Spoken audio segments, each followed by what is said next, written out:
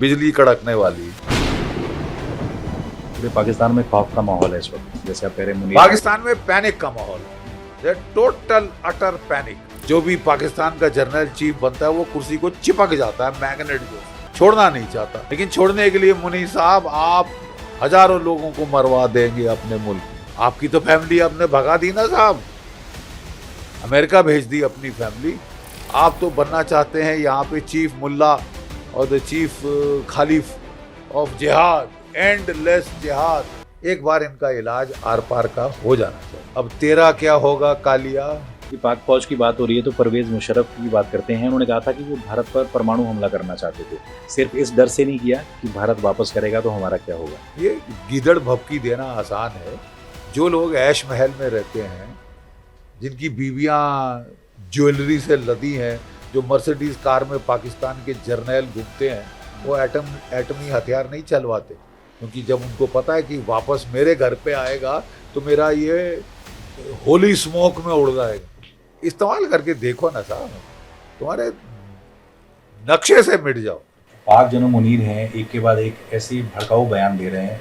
कोई मैसेज देना चाहते हैं मेजर जनरल जीडी बख्शी उनको? देखिए साहब, मैं उनको मैसेज में ये देना चाहता हूँ, जनरल साहब, it is crystal bloody clear that you want a damned extension. जो भी पाकिस्तान का जनरल चीफ बनता है वो कुर्सी को चिपक जाता है मैग्नेट जैसे, ठीक है साहब, छोड़ना नहीं चाहता। लेकिन छोड़ने के लिए मुनीर साहब आप हजारों लोगों को मरवा देंगे अपने मुल्क में, हजारों लोगों को आप मरवा देंगे। You are one of the most unpopular chiefs I have seen in the Pakistan army, ठीक है साहब। आपके जूनियर ऑफिसर्स वगैरह, उनका जो ओपिनियन है आपके बारे में वो देखने लायक है। आपके जो सिपाही हैं वो रिजाइन करके जा रहे हैं, they don't want to fight. आप धकेल रहे हैं उनको जबरदस्ती लड़ाई के अंदर, मौत के मुंह में। और आप बड़ी बातें कर रहे हैं कि जो अल्लाह की राह में जो मारा जाता है वो मरता नहीं है। आपकी तो फैमिली आपने भगा दी ना साहब, अमेरिका भेज दी अपनी family. This is the first chief I have scene, लड़ाई आपके पाकिस्तान के लिए हो रही है और आप अपनी फैमिली भगा दें। यू आर नॉट श्योर, तो फिर शुरू क्यों किया था ये टंटा सारा? Why did you have to give that stupid mullah speech? Why did you have to become Samuel Huntington? And a clash of civilisation you are trying to create here in South Asia. South Asia में आप क्या कर रहे हैं? आप तो बनना चाहते हैं यहाँ पे चीफ मुल्ला और द चीफ खलीफ ऑफ जिहाद, एंडलेस जिहाद, नॉन स्टॉप ब्लडी जिहाद, कत्लो गारत, खूना खच्चर। जम्मू कश्मीर में आप उंगली करेंगे, पंजाब में आप उंगली करेंगे, बांग्लादेश में तख्ता पलट करवा दिया। बड़े चौड़े हो रहे हैं कि साहब 3-4 तरफ से गजवाए हिंद करेंगे, उंगली तोड़ देंगे साहब। You'll forget how to finger। Pakistan में खौफ का माहौल है इस वक्त, जैसे आप कह रहे हैं मुनीर। पाकिस्तान में पैनिक का माहौल है, टोटल अटर पैनिक। जैसे बोलते हैं ना, बिजली कड़केगी। सिंपल वन लाइन आंसर, बिजली कड़कने वाली। मैं आपको बता रहा हूं ना कि जब ये मुल्ला मुनीर ये गए थे कजाकिस्तान, जब इनका स्टाफ बहुत स्मार्ट है, जब गर्मी बहुत होती है रावलपिंडी में और इस्लामाबाद में, तो वो चीफ के लिए कि कोई ठंडी आबो हवा में जाएं, मस्ती मार के आएँ टूर के नाम पे, तो कजाकिस्तान गए हुए थे साहब, अच्छा ठंडा, और दौड़े आए उल्टे पांव। वहाँ से जब पता चला कि साहब बम फट गया, आपने जो टूरिस्ट के अगेंस्ट टेरर अटैक कराया है वो तो साहब बहुत महंगा हो गया लगता है। It is gone spun out of control. भागे हुए आए, met the army chief of Pakistan Army, air chief of Pakistan Army, and air chief ने तो साफ इनको बोला, मरा मत देना मुरीद, मरवा मत देना। वो बोले कि साहब मेरे जो आधे F-16 हैं वो काम नहीं कर रहे, मेरे आधे F-17 जो JF-17 चाइनीज फाइटर है थंडर है, उसके रडार ही नहीं चल रहे साहब। मतलब फटीचर घटिया माल है जो चीन ने हमको टिका दिया है। चीन का माल नॉर्मली घटिया माल होता है, ठीक है साहब। बोले मुझे थोड़ा टाइम तो देते, आपने पंगा पूछ के लिए ले लेना चाहिए था हमसे कि हम तैयार हैं कि नहीं है। आपने तो झोंक दिया, मरने को रख दिया। नेवी की भी बुरे हाल हैं, ठीक है साहब। अब ये चीन के पास दौड़े जा रहे हैं, that is a problem. Pakistan को चीन की ही बैक कही जाएगी, जैसे गली मोहल्ले में कोई बदमाश होता है तो लोग कहते हैं इसको बैक है किसी की, तो आपको क्या लगता है पाकिस्तान जैसे मुल्क को बैक सिर्फ चीन की है या और भी कुछ मुल्क उसको? चीन की है, बेसिकली चीन की है। हमारा ख्याल था कि चीन स्ट्रेटेजिकली फंसा हुआ है ताइवान की तरफ, साउथ चाइना सी की तरफ, वियतनाम की तरफ, जापान की तरफ। अमेरिका उसकी बत्ती बंद कर रहा है ट्रेड वॉर करके। ऐसी हालात में चीन के लिए अक्लमंदी का काम था कि वो दो फ्रंट वॉर में नहीं फंसता। देखिए, पाकिस्तान की आर्मी कू करती फिरती है, फिर वो पूरा देश संभालती है, देश की इकोनॉमी, और सबसे ज़्यादा अपनी इकोनॉमी। इनके जो क्या हैं, कोई रिश्तेदार हैं आसिम मुनीर के, आधा इस्लामाबाद के अंदर जो रियल्टी प्रॉपर्टी मार्केट उनकी है। खुद वो कोई 1200 करोड़ रुपया कमा चुके हैं। आसिम मुनीर 1200 रुपया कमा चुके हैं, और उनके बाजवा साहब भी 1200 करोड़ रुपया कमा के कहीं भी लंदन इधर उधर चुन के जगह सेटल होते हैं। ये शायद अमेरिका की तरफ जाएंगे, ठीक है, और ऑलरेडी फैमिली तो भेज दी है, family is gone, that is the problem.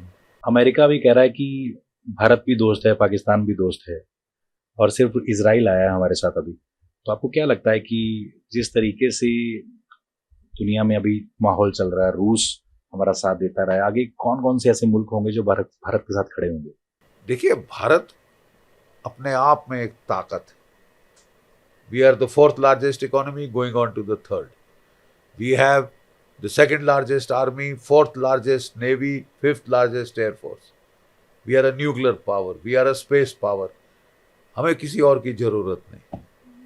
हम नहीं कहीं गुहार मारते फिरेंगे मेरे आका मुझे बचाओ। हम लड़ेंगे, हम मारेंगे, ठीक है साहब। कोई आता है, वेल, मतलब कोई हथियार वगैरह देता है, हेल्प करता है, thank you very much. Like Israel, tried tested friend, Russia tried tested friend, France tried tested friend, ठीक है साहब। और जहाँ तक बाकी है, तो जैसे आप हमारे से डील करेंगे वैसे हम आपसे डील करेंगे। अगर आप हमको हाईफलूतिन फिलॉसफी देंगे जब हम लड़ रहे हैं, तो जब आप लड़ रहे होंगे हम भी फिलॉसफी बोलेंगे। पाकिस्तान पहले F-16 के नाम पर काफी उछलता था, अभी भारत के पास राफेल है, तो क्या गेम अब पहले ही मिग? देखिए साहब, द डिफरेंस बिटवीन 2019 एंड 2025 क्या है? यू गॉट रफाल्स, ठीक है, you got Rafales, 2 squadrons of them, और आपका वो रफाल M आ रहा है 2026, ठीक है। आपके पास S-400 मिसाइल हैं। पाकिस्तान के एयरक्राफ्ट जब अपनी एयरफील्ड से उड़ेंगे, भारत से आप उनको उड़ा सकते हैं eight 400 kilometers range. You understand? It is a tried tested missile in the Ukraine war. It is tried and tested, combat proven, lethal है ये, ठीक है। 2019 में हमारे पास एयर टू एयर मिसाइल नहीं था बियॉन्ड विजुअल रेंज। अब अस्त्रा BVR है साहब, अस्त्रा BVR है, मीटियोर है इसके ऊपर, रफाल के ऊपर। 100 किलोमीटर की दूरी से हम आपको उड़ा देंगे। आराम जो कि F-16 पे लगा है, उसकी रेंज 60 से 70 किलोमीटर है। 30 किलोमीटर इस तरह रह के तेरे को तो मिलिया मेट कर देंगे विदाउट इवन सीइंग यू, ठीक है। और पाकिस्तान को ये पता है, तभी तो हरियल की तरह नाच रहे हैं, तभी तो चीन के पास रोते जा रहे हैं, रोते हुए, ठीक है, कि साहब मेरे आका J-10C दे दो, जेट फाइटर, जो कि F-16 की बराबरी का है। ये तुम्हारा दिया हुआ JF-17 बेकार है, इट इज शिट, ठीक है।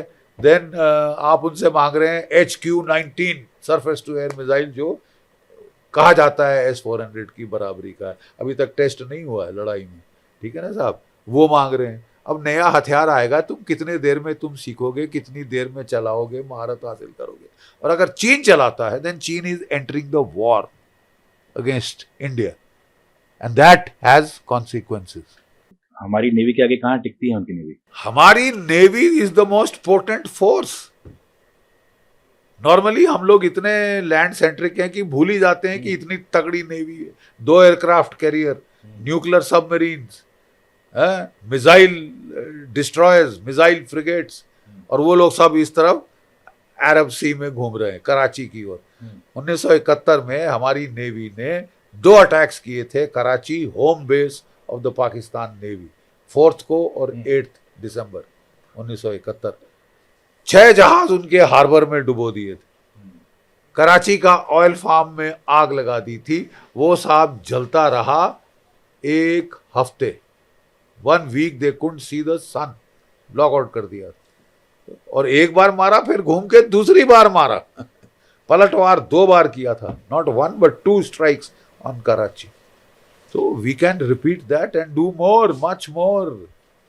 कि पाक फौज की बात हो रही है तो परवेज मुशर्रफ की भी बात करते हैं। उन्होंने कहा था कि वो भारत पर परमाणु हमला करना चाहते थे, सिर्फ इस डर से नहीं किया कि भारत वापस करेगा तो हमारा क्या होगा, हम नक्शे से मिट जाएंगे। क्या लगता है आपको, दोबारा सोच सकता है पाकिस्तान ऐसा? फिर वो भी सोच ले जो परवेज मुशर्रफ ने कहा था, अब तेरा क्या होगा कालिया, मतलब अब तेरा क्या होगा कालिया। इस्तेमाल करके देखो ना साहब, तुम्हारे नक्शे से मिट जाओ। और आप जानते हैं ये गीदड़ भभकी देना आसान है। जो लोग ऐश महल में रहते हैं, जिनकी बीवियां ज्वेलरी से लदी हैं, जो मर्सिडीज कार में पाकिस्तान के जर्नैल घूमते हैं, वो एटमी हथियार नहीं चलवाते, क्योंकि जब उनको पता है कि वापस मेरे घर पे आएगा तो मेरा ये होली स्मोक में उड़ जाएगा, वो नहीं इस्तेमाल करेंगे। आप उनको अनड्यू मत दीजिए। अगर पुतिन ने इस्तेमाल नहीं किया, he is got the biggest nuclear arsenal. Rational actor है, स्टेट एक्टर है। State actors are rational, it is terrorist who are irrational. जो फटीचर गली से आया है, खाने को नहीं मिलता तो वो सुसाइड वेस्ट डाल लेता है। एक जर्नल जो कि ठाठ में रह रहा है, जिसको कि रिटायरमेंट से डर लग रहा है, रिटायर नहीं होना चाहता, वो मरना चाहेगा। पीओके में काफी चेंजेस ला चुका है पाकिस्तान, चाइना को भी घुसा चुका है, डेमोग्राफिक चेंजेस करने की कोशिश में लगा हुआ। आपको क्या लगता है, हमारी जो मौजूदा सरकार है, वो कई मंत्री कहते हैं कि जी हम पीओके लेके रहेंगे, तो अभी कितना टाइम है इसमें? ले लीजिए, अभी मौका है जरूर, क्यों नहीं। बहुत कुछ कर सकते हैं, और भी कई सारी जगह हैं जो हमारी फौज की आंखें टिकी पड़ी। Why not? जो कहा जाता है, give me one good reason why not. और जो कहा जाता है पाकिस्तान के टुकड़े हो सकते हैं, आपको क्या लगता है कितने हो सकते हैं? 5। क्यों?